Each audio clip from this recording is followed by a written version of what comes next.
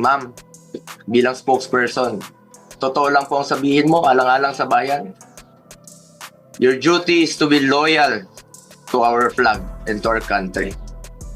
Sa totoo lamang po, ilang beses na po nagsinungaling si now Brigadier General Jean Pardo. Sana po, ma'am,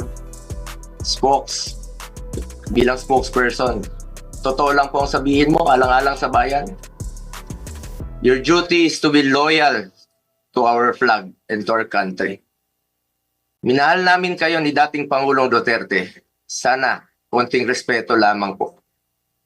Kung nagawa nyo yan sa akin, magsinungaling, mas nagagawa nyo po yan sa ibang tao. Respeto lamang sana. Gaya ng pagrespeto at pagmamahal namin sa uniform personnel.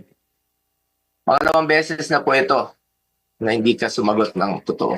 Sa interview mo, sinabi mo nagpupunas lang ng pawis ang ilang pulis na nakuna ng video na umiiyak habang inaaresto si Pangulong Duterte. Mapigilan mo bang umiyak? Nasasaktan po yan. Doon lamang po tayo sa katotohanan at piliin nyo lang laging magsabi ng totoo alang-alang sa bayan.